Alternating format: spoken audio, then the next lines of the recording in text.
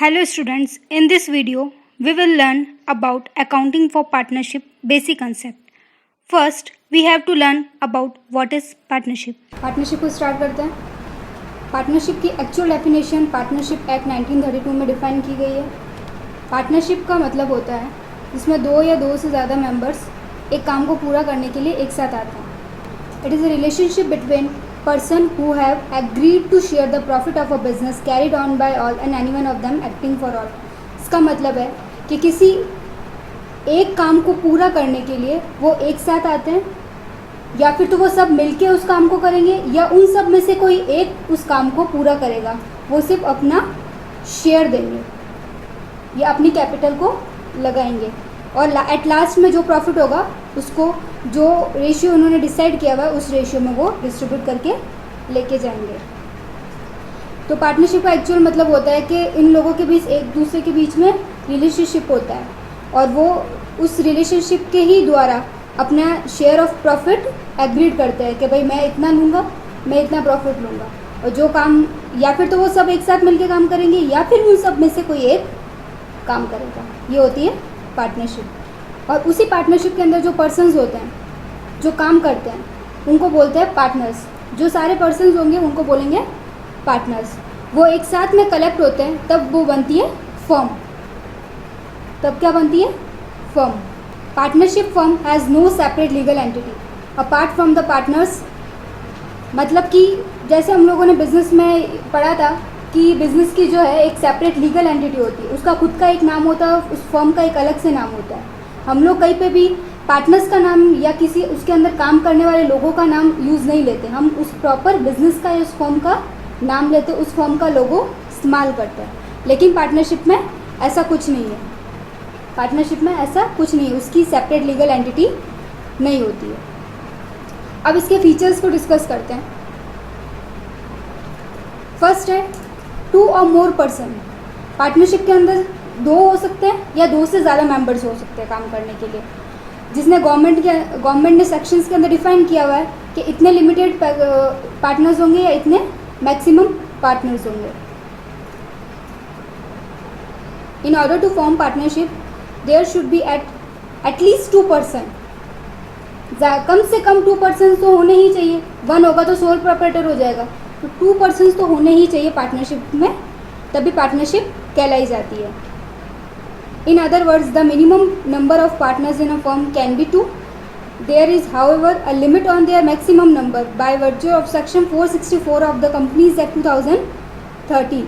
2013 Companies Act में section बना दिया है गवर्नमेंट ने कि इतने मैक्सिमम मेंबर्स होने चाहिए, इससे ज़्यादा मेंबर्स नहीं होने चाहिए। तो कितने मेंबर्स बता दिए? 100 मैक्सिमम मेंबर्स होने चाहिए, 100 से ज़्यादा मेंबर्स नहीं होने चाहिए। The central government has prescribed the maximum number of partners in a firm to be 50. Maximum कितना होना चाहिए? 50। कितना होना चाहिए? 50। ये क्वेश्चन पूछा जाता है, तो आप लोग अच्छे से ध्यान रख लो कि भाई न्यूमेरिकल के अंदर ये क्वेश्चन आ जाता है, और MCQs में कि कितने मैक्सिमम मेंबर्स होते हैं। और आप मतलब पार्टनरशिप की डेफिनेशन भी लिखते हो तो वो ज़्यादा मार्क्स से पूछे जाते हैं, तो उसके अंदर भी थोड़ी डिटेल में डिस्क्राइब करना पड़ता है, तो उसके अंदर भी आप ये पॉइंट लिख सकते हो। एग्रीमेंट। एग्रीमेंट के अंदर क्या है? Partnership is the result of an agreement between 2 और more person to do business and share its profit and loss. Agreement के अंदर क्या क्या रिटर्न होगा कि 2 या 2 से ज़्यादा पर्सन होंगे, वो एक एग्रीमेंट बना देंगे कि हम एक साथ काम करेंगे और इतना प्रॉफिट और लॉस होगा, या इस हिसाब से हम हमारा प्रॉफिट और लॉस एक दूसरे में बांटेंगे। जितना प्रॉफिट होगा वो बांट लेंगे और लॉस होगा तो वो भी बांट लेंगे। तो वो एक पर्टिकुलर जो रेशियो है वो ऑलरेडी डिफाइंड होता है उस एग्रीमेंट के अंदर। The agreement become the basis of relationship between the partners. उन दोनों के रिलेशनशिप को ये एग्रीमेंट डिफाइन करता है। It is not necessary that such agreement is in written form. ये ज़रूरी नहीं है कि वो रिटन में ही लिखा हुआ हो, वो ओरली भी हो सकता है। And oral agreement is equally valid. Oral हो या रिटन, कोई भी एग्रीमेंट होगा तो वो वैलिड होगा। But in order to avoid dispute it is preferred that the partners have a written agreement. तो ओरल होने के बाद वो अपने बात से मुकर भी जाते हैं तो वो लड़ाई झगड़े के कारण हो सकते हैं, इसीलिए सबसे ईजी रहता है कि रिटन एग्रीमेंट बनाया जाए पार्टनर्स के बीच। अब हम पढ़ते हैं बिजनेस। थर्ड पॉइंट है business. The agreement should be carry on some business. Agreement है, उसमें कुछ ऐसे पार्ट्स आने चाहिए जो बिजनेस से रिलेटेड है। वे ownership of a property does not the amount of partnership. For example, if Rohit and Sachin jointly purchase a plot of land, they become the joint owners of the property and not the partners. Partners वो होने चाहिए जो एक साथ काम करे, ये नहीं कि कोई चीज़ किसी में पार्टनरशिप में हम दोनों ने आधे आधे पैसे देके कोई चीज़ खरीद ली है तो they are not a partnership. This is not a partnership. एक पर्टिकुलर काम को पूरा करने के लिए जब दो लोग एक साथ आते हैं उसको पार्टनरशिप बोला जाता है। कोई डाउट है? But if they are in the business of purchase and sale of land for the purpose of making profit, they will be a partners. मतलब अगर वो एक ऐसा बिजनेस कर रहे हैं जिसमें वो लैंड्स को परचेज कर रहे हैं, बेच रहे हैं, जो प्रॉफिट होता है वो बराबर बांट लेते हैं, तो वो एक बिजनेस कहलाएगा या पार्टनरशिप कहलाएगा। लेकिन कभी कभार एक आधी बार कोई ऐसे लैंड खरीद ली तो this is not a business. Next point, fourth point है mutual agencies. The business of a partnership concern may be carried on by all of the partners or any one of them acting for all. इस partnership के अंदर आप लोगों को भी पता है, जैसे इसकी डेफिनेशन में ऑलरेडी डिफाइन किया हुआ है कि या फिर तो कोई एक पार्टनर काम करेगा या सब मिलके करेंगे, या फिर उन सब में से कोई एक उन सब का काम करेगा। वो लोग या फिर तो जैसे सब कैपेबल है तो सब आते हैं सब काम कर लेंगे, या फिर वो सब बोलेंगे कि हम लोग तो बिजी है, इस एक को अपॉइंट कर लेते हैं, ये हमारा पार्टनर भी बन जाएगा और हमारे सारे काम भी बिजनेस के अंदर कर लेगा, पूरा बिजनेस वो संभाल लेगा। पैसे हम लगा लेंगे, जितना प्रॉफिट होगा वो भी लेके जाएगा, पैसे वो भी लगा लेगा। वो चीज़ हो गई पार्टनरशिप में। This statement has two important implications. First, every partner is entitled to participate in the conduct of affairs of its business. Second, that there exists a relationship of mutual agency between all the partners.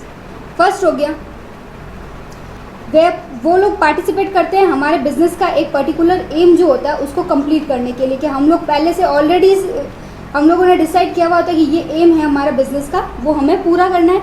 और second, उनके बीच में एक mutual understanding होती है, या कि वो बातचीत करके भी उस चीज़ को इजीली हर चीज़ को सॉल्व कर सकते हैं, हर चीज़ को बातचीत करके भी, जैसे पार्टनर्स बने हुए हैं तो वो आपस में बातचीत करेंगे कि ये है पार्टनर, ये एक बंदा होगा जो हमारे पूरे बिजनेस को संभालेगा, या हम सब है तो इक्वली कंट्रीब्यूट भी करेंगे और इक्वली उस बिजनेस को भी संभालेंगे। Each partner carrying on the business in the principal as well as the agent for all the other partners. एक एक पार्टनर जो है सबके लिए प्रिंसिपल भी है और एजेंट भी है, मतलब सबका इक्वली राइट है, सबके लिए सब इक्वल है, कोई किसी को छोटा या बड़ा नहीं समझेगा। He can bind other partners by his acts and also in a bound by the act of other partner with regard of the business of the firm. एक बंदा दूसरे को, एक पार्टनर दूसरे को बाउंड भी कर सकता है किसी चीज़ को लेके, फर्म से रिलेटेड कोई भी काम हो उसको बाउंडेशन में डाल भी सकता है और निकाल भी सकता है। Relation of mutual agency is so important that one can say that there will be no partnership if the element of mutual agency is absent.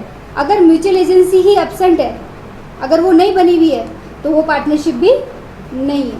एक दूसरे पे भरोसा नहीं होगा, एक दूसरे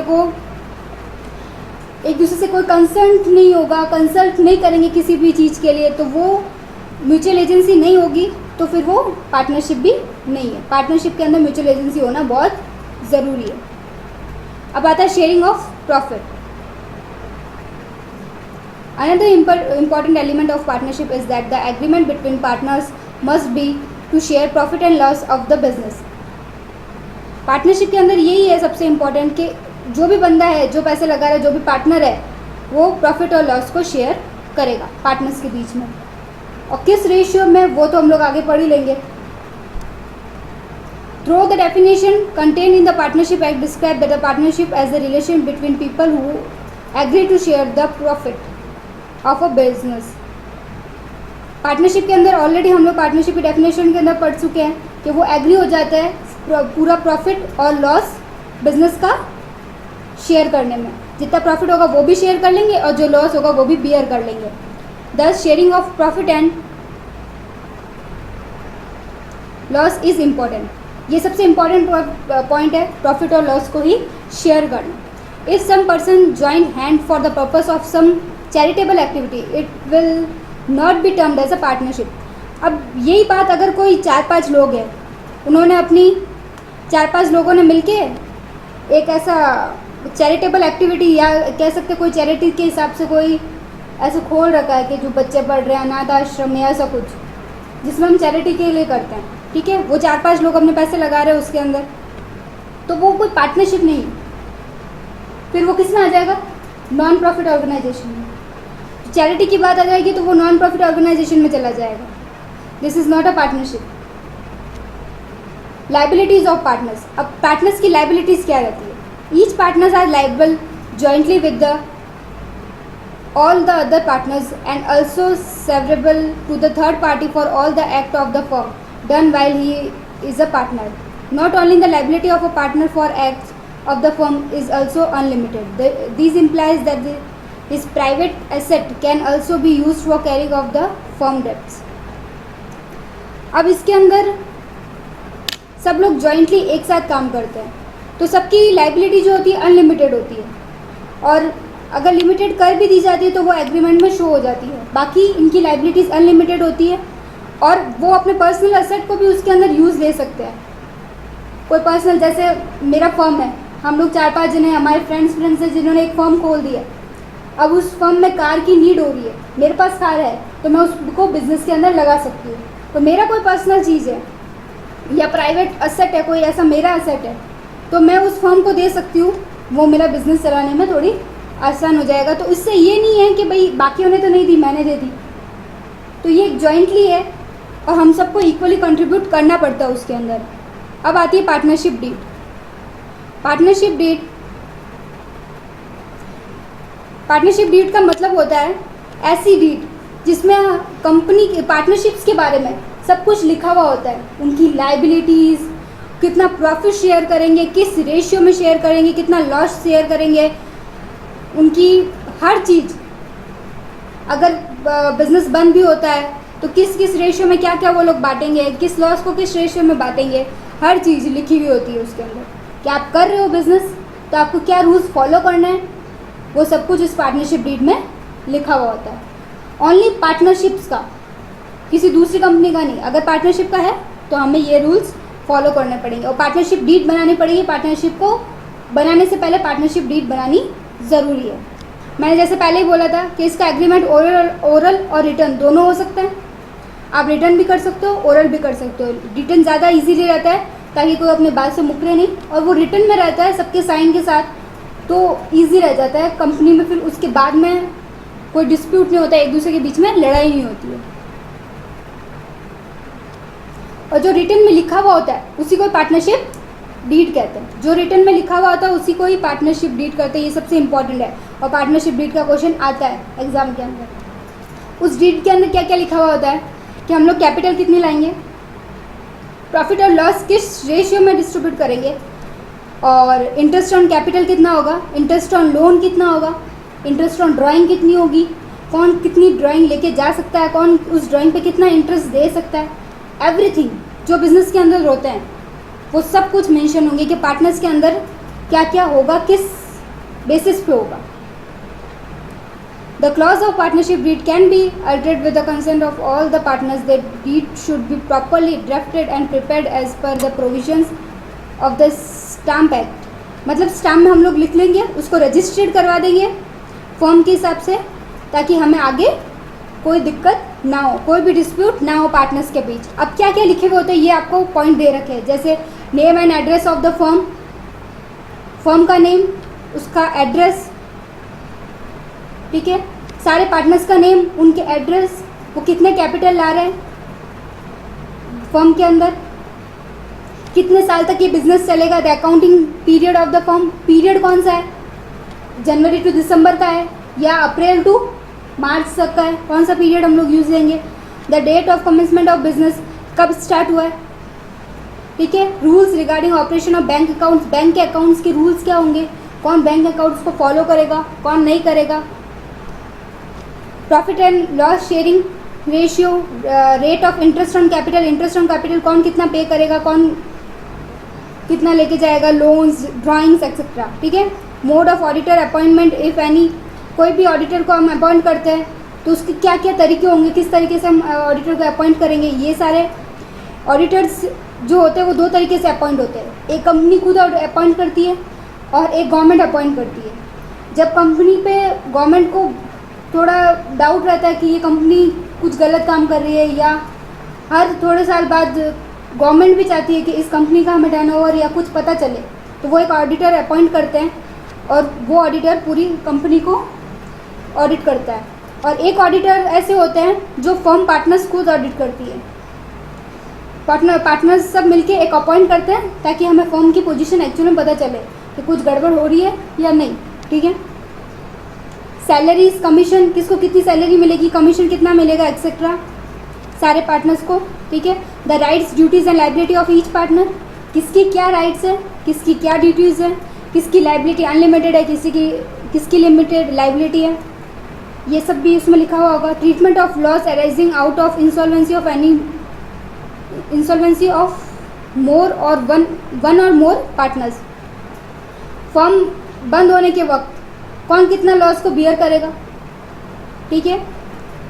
अगर कोई इंसॉल्वेंट होता है, इंसॉल्वेंट का मतलब पता है ना, कोई इंसॉल्वेंट होता है तो उसके बिहाफ में जो पैसा उसका लॉस है वो कौन बियर करेगा, कौन उस लॉस को पे करेगा।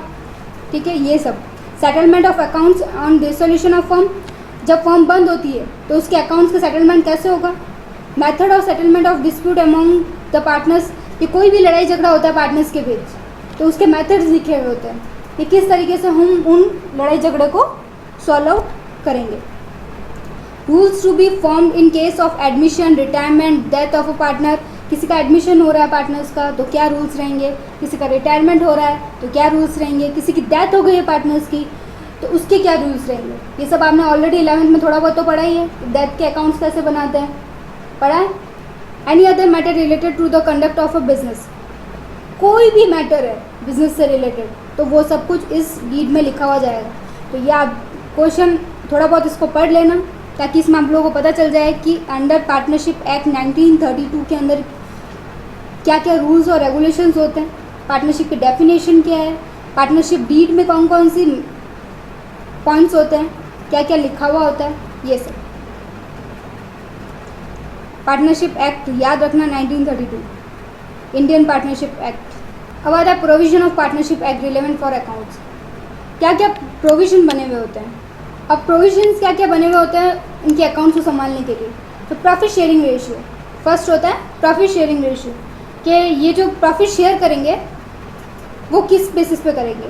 तो इसमें लिखा हुआ है कि या फिर तो पार्टनरशिप डीड में लिखा हुआ उस रेशियो से कर लो, और अगर पार्टनरशिप डीड नहीं बनी हुई है तो इक्वली कर लो, और या फिर ये जिन्होंने जिस रेशियो में इन्होंने ओरली पार्टनरशिप डीड को बनाया है उस रेशियो में कर लो। यही होता है और कुछ नहीं है।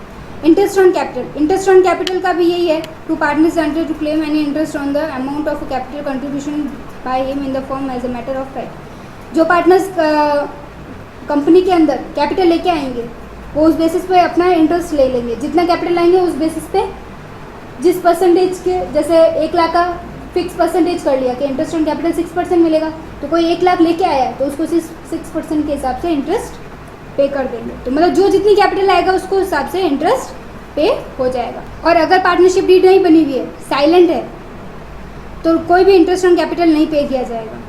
ये चीज़ ध्यान रखना।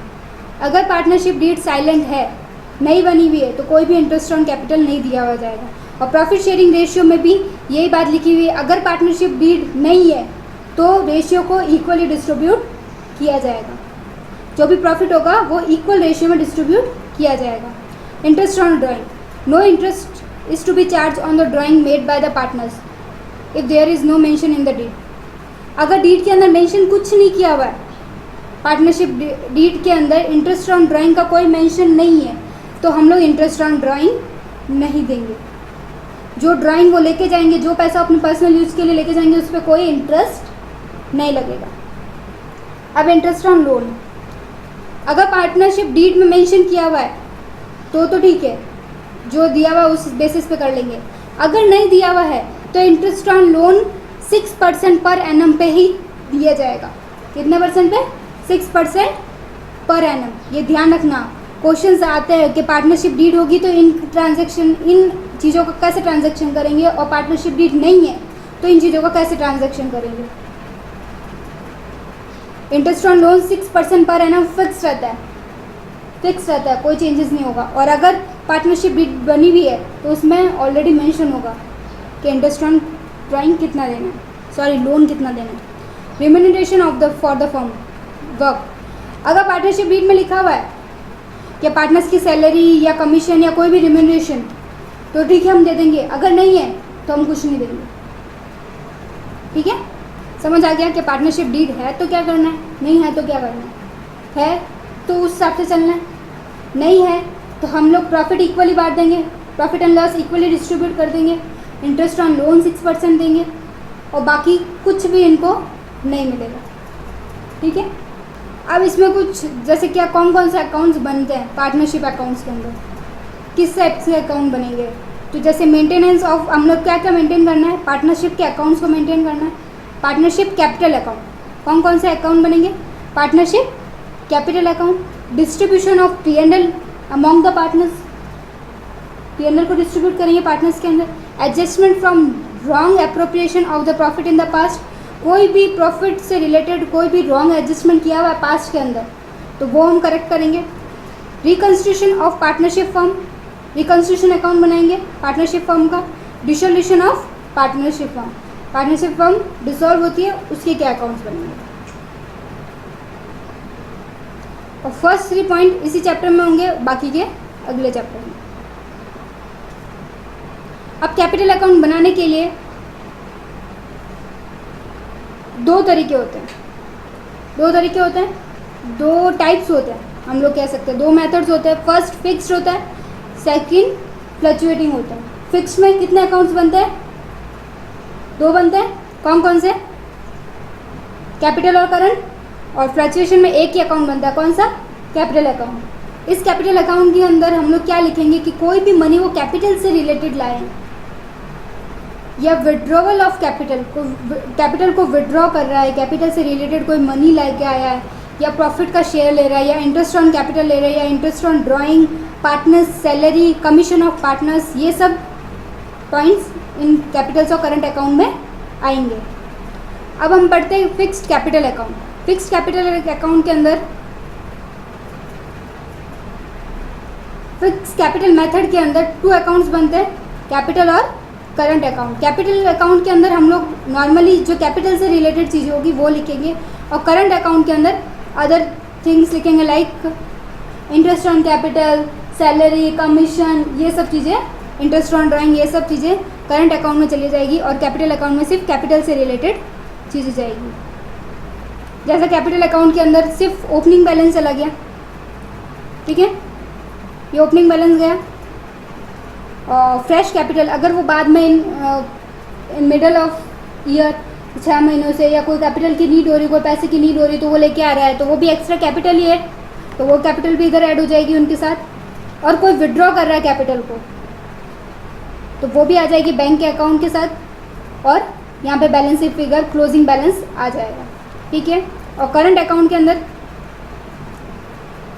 ओपनिंग बैलेंस आ जाएगा, salary, commission, interest on capital, और इधर हमारे ओपनिंग बैलेंस, उसके साथ drawing, interest on drawing, P&L account का बैलेंस अगर दोनों साइड में आ जाएगा, या प्रॉफिट हुआ तो क्रेडिट साइड एंड लॉस हुआ तो डेबिट साइड।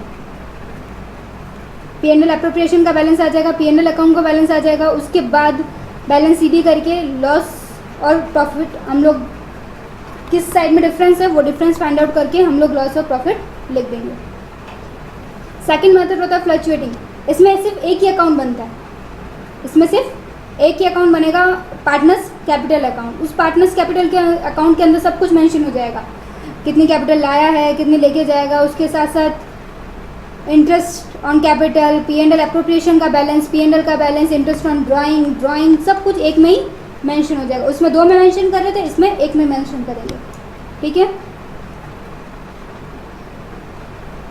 अब इन दोनों में डिफरेंस क्या होता है, ये सबसे इंपॉर्टेंट है, आता है question, difference between fixed and fluctuating. Fixed के अंदर क्या रहता है, अब देखो नंबर ऑफ अकाउंट्स, फिक्स्ड के अंदर 1-2 अकाउंट्स बनेंगे और फ्लक्चुएटिंग के अंदर एक अकाउंट बनेगा। इसके अंदर दो अकाउंट बनेंगे, कैपिटल और करंट, और इसके अंदर एक ही बनेगा capital account. Items related to deed, deed के आइटम्स कौन कौन से, जैसे drawing, salary, interest on capital etcetera, ये सब आइटम्स आएंगे।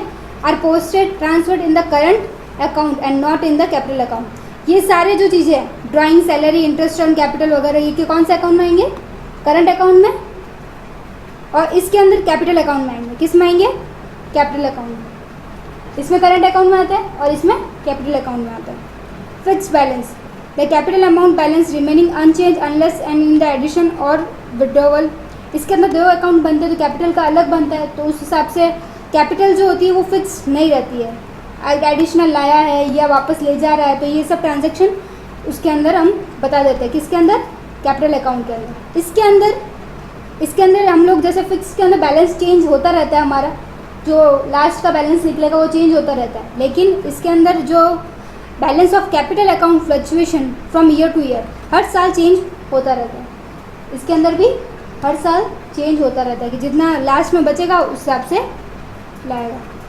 Credit balance, the capital account always show a credit balance, इसका हमेशा क्रेडिट बैलेंस शो करेगा।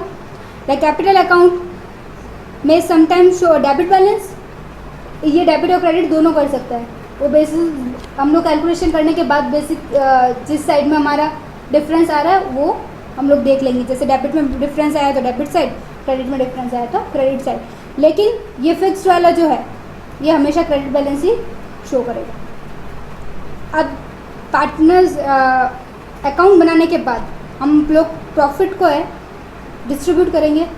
जैसे जो हमारा लास्ट में प्रॉफिट बचेगा उसको जितने पार्टनर्स हैं जो रेशियो दे रखा है उसमें डिस्ट्रीब्यूट कर देंगे, ये आप लोगों को पता ही है।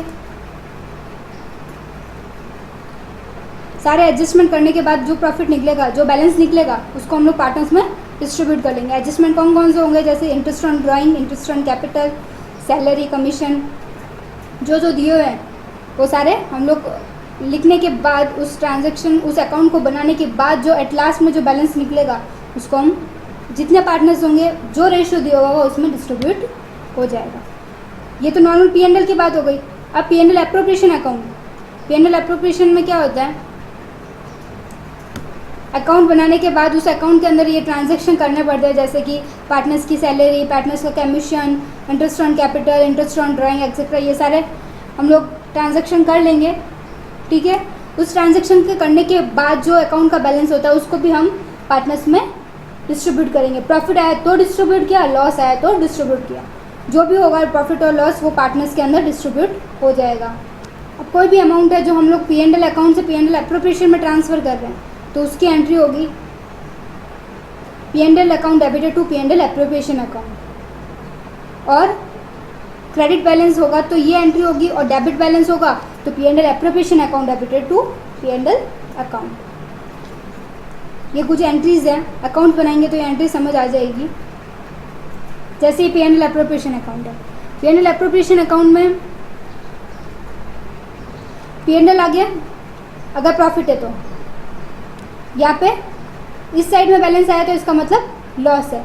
इंटरेस्ट ऑन कैपिटल इस साइड में ही आता है, debit side, salary debit side, commission debit side, और इसमें सिर्फ आता है क्रेडिट साइड में सिर्फ interest on drawing, interest on drawing आ जाएगा। उसके बाद जो डिफरेंस आएगा जिस साइड में भी, क्रेडिट साइड आया तो लॉस आ जाएगा, डेबिट साइड आया तो प्रॉफिट आ जाएगा, जो भी आएगा प्रॉफिट और लॉस उसको पार्टनर्स में डिस्ट्रीब्यूट कर देंगे। इसके अंदर बहुत लिमिटेड ट्रांजैक्शन आते हैं, सिर्फ interest on drawing, interest on capital, salary and commission, और जो प्रॉफिट दिया हुआ है P&L का, जो नेट प्रॉफिट हमारे पास होता है, नेट प्रॉफिट है या नेट लॉस है, जो P&L से हमारा बैलेंस आता है वो ट्रांसफ़र होगा। इसमें लिमिटेड चीज़ें आती हैं 3 से 4, उसी से ये अकाउंट बनता है। ये अकाउंट बहुत ईजी है। जैसे एग्जाम्पल नंबर 1 देखते हैं। Samira and Yasmin are the partners with the capital 15 lakh and 10 lakh. ठीक है, they agree to share profit in the ratio 3:2. Show how the following transaction will be recorded in the capital account of the partners in the case capital are fixed and the capital are fluctuating. Books कब close हो रही है? 31 मार्च every year. तो इसके लिए हम लोग statement बना देंगे। सॉरी, इसमें एडिशनल इन्फॉर्मेशन भी दे रखी है। तो एडिशनल कैपिटल दे रखा है 3 लाख 2 लाख, जो अक्टूबर 2019 को लेके आया था वो। इंटरेस्ट ऑन कैपिटल दे रखा है 5%, ड्राइंग दे रखी है 30,000 एंड 20,000, इंटरेस्ट ऑन ड्राइंग दे रखी है 1,800 एंड 1,200, सैलरी 20,000 बाई की नहीं है, कमीशन दे रखा है 10,000 एंड 7,000, शेयर इन प्रॉफिट दे रखा है 60,000 एंड 40,000। जैसे कैपिटल अकाउंट के अंदर फिक्स कैपिटल अकाउंट के कैपिटल मेथड के अंदर 2 अकाउंट्स बन गए। जैसे इसकी एडिशनल एक्चुअल में इसकी कैपिटल आ गई, उसके साथ ये एडिशनल लेके आया था, उसको ऐड कर लिया, उसके साथ हमारे बैलेंसिंग फिगर निकल गया, तो ये कैपिटल अकाउंट क्लोज हो गया। करंट अकाउंट के अंदर ये इंटरेस्ट ऑन कैपिटल हमने निकाल लिया उस कैपिटल का, फिर पार्टनर्स की सैलरी, कमीशन और इधर ड्राइंग और इंटरेस्ट ऑन ड्राइंग दोनों चीज़ें आ गई। उसके बाद P&L एप्रोप्रिएशन का हमें डिफरेंस दे रखा था, ऑलरेडी मेंशन किया हुआ था, तो वो हम लोगों ने लिख लिया, उससे हमारा बैलेंसिंग फिगर आ गया।